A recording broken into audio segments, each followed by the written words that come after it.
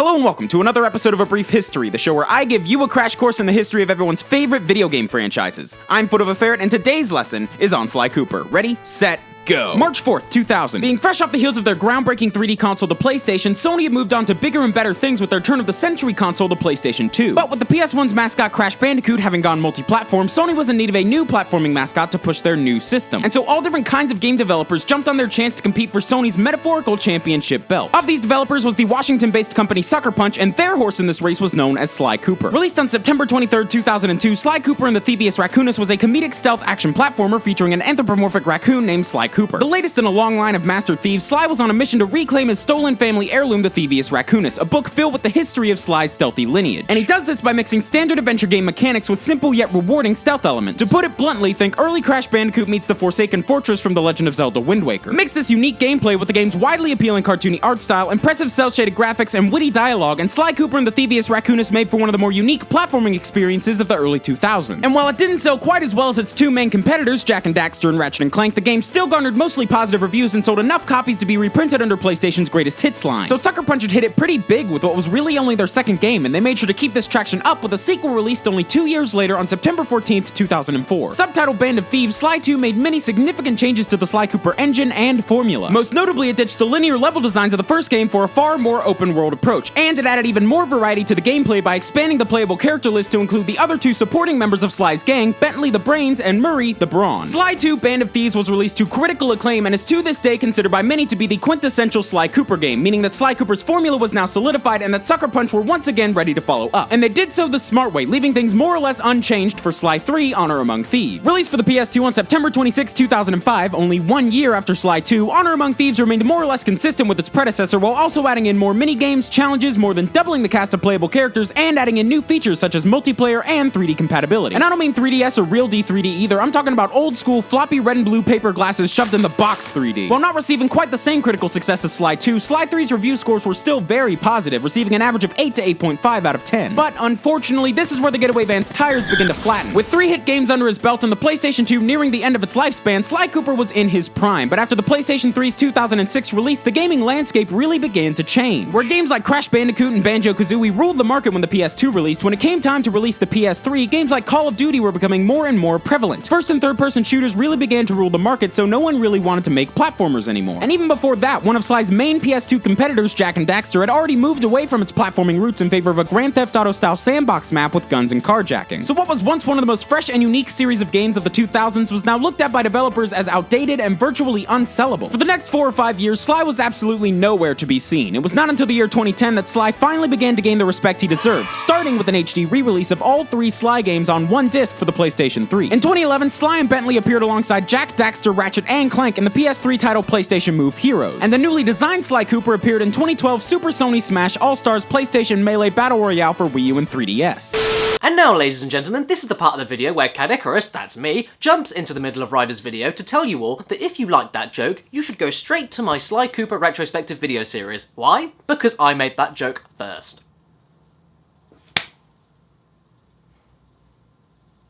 Called out. Huh, that was weird. Hope we don't run into him again anytime soon.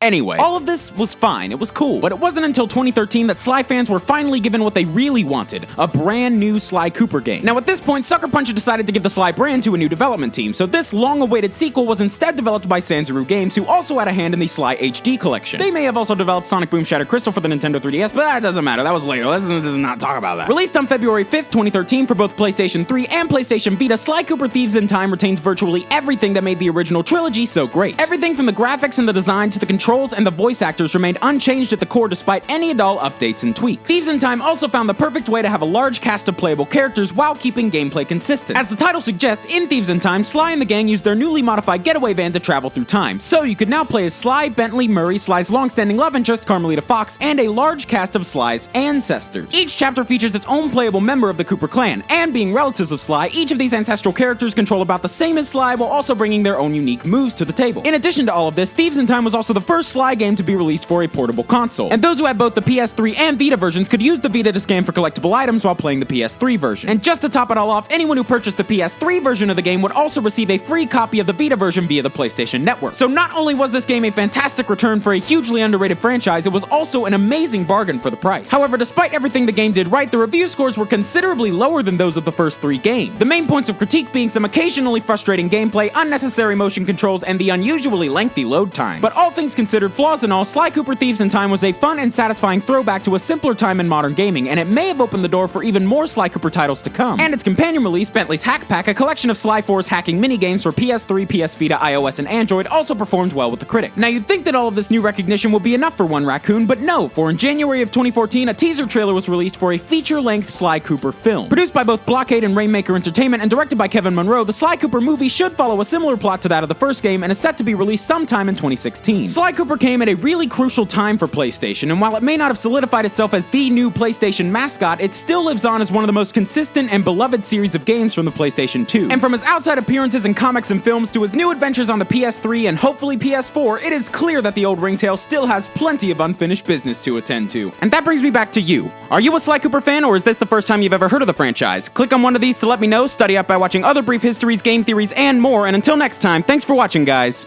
DFTBA.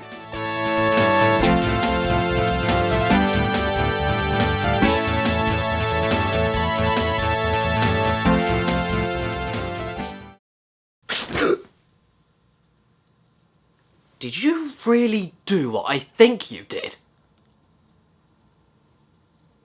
Was that my joke? Was that my joke? You used my joke? That's not a joke. What joke? I don't post on my videos.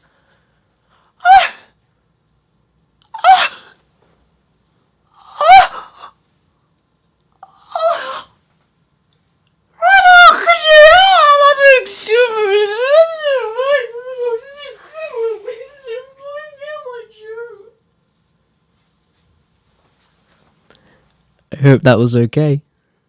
If it wasn't, just let me know. Sorry for the rough quality. Hopefully you can work with something. Can't wait to see the finished product. If you need anything, just give me a shout. Or if you want to write something yourself, just give me a shout. See you later, Ryder. Bye.